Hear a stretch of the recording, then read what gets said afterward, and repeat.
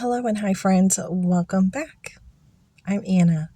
I'm holding my phone. I am waiting outside in the parent pickup line, and I wanted to do a chat. First of all, my heartfelt condolences for all those who have passed on in the California fires. Those who have lost their homes and everything, all the worldly belongings. My prayers with you.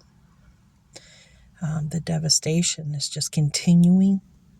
The whole situation is just awful. It's terrible, terrible. And I'd like if you guys can keep in your prayers as well. The folks from North Carolina, they are still struggling.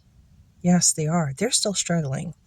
I saw an article where there was over a 3-mile line just to get propane for them to keep warm. Lots of families still are without homes and just trying to make it work. A lot of devastation is going on. I'm going to share something with you. I've shared this before. I've lost everything in a fire before. I was age 16. My mother and I decided to go to Puerto Rico, right, to go visit family. And I had a suitcase. And, when you travel, you often leave all your important things behind because you don't want them to get lost or for your suitcase to end up, somewhere that you'll never see again. So I left everything that was of value at the house. My mother had 2 suitcases, and we weren't staying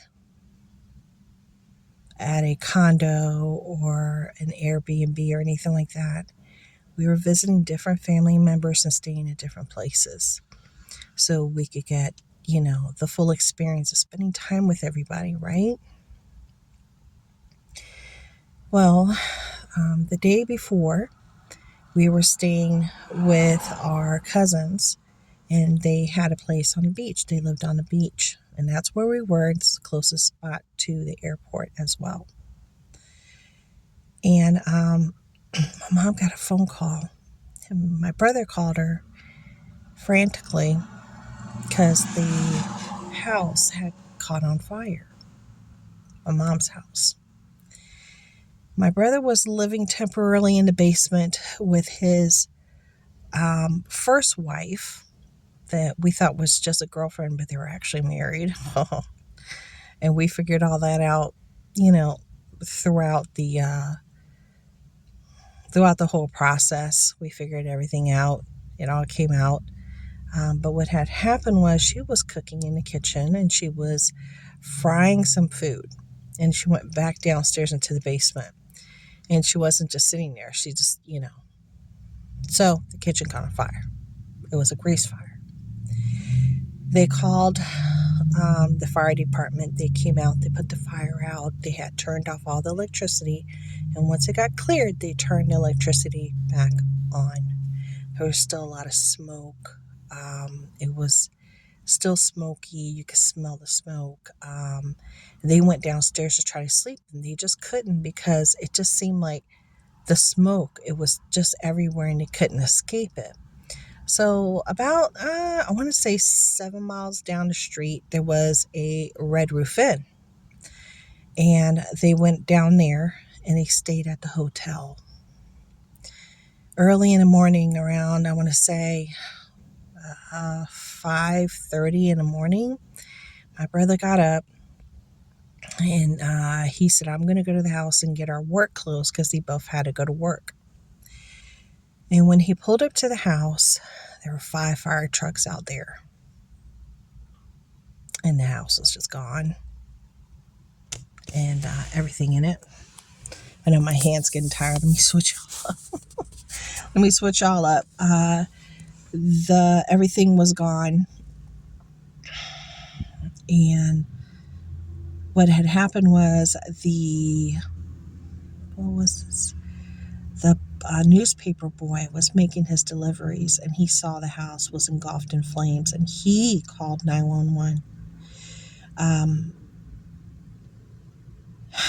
he ran banging at the neighbor's door, saying the house is on fire, the house is on fire. And the fire department came and all those different trucks came. But the house was gone. Everything in it was gone. It's a very difficult thing to process, losing everything that you own in the world and having to start again.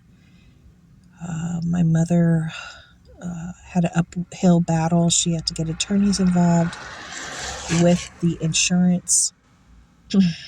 It took over, I want to say, close to almost 3 years to get the house rebuilt. We stayed at hotels, from hotel to hotel to hotel.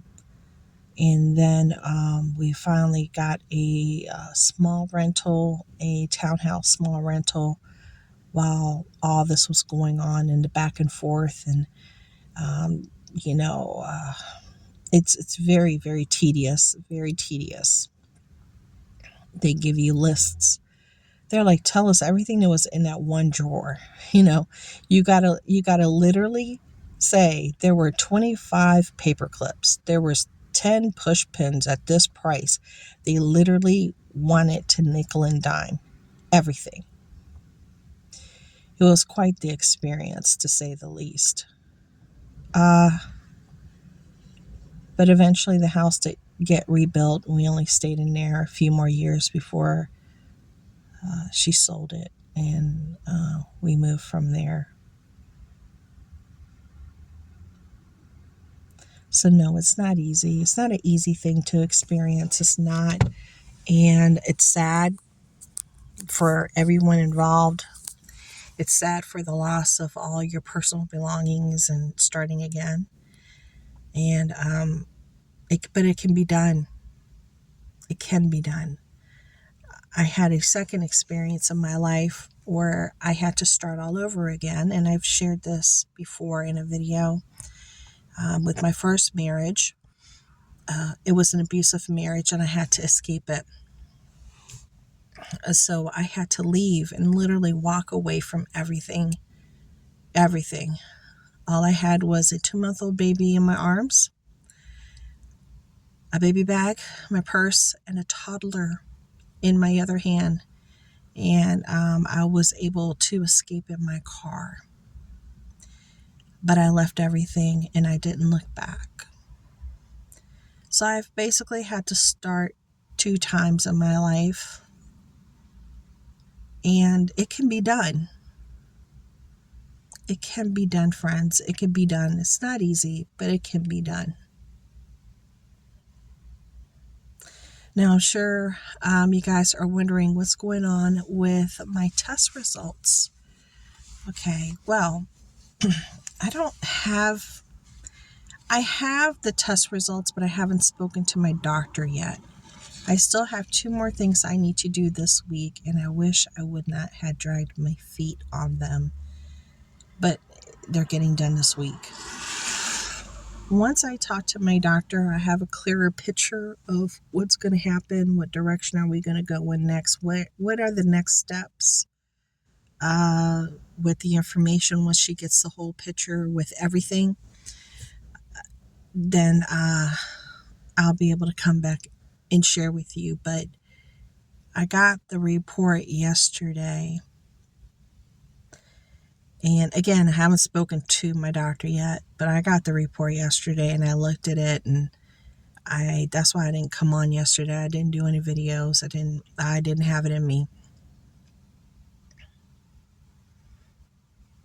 But now I know I can't drag my feet on the rest of everything I need to do. I have to do it now so we could figure out where do we go next? Like, what are the next steps? So there you go. I mean, I read the report.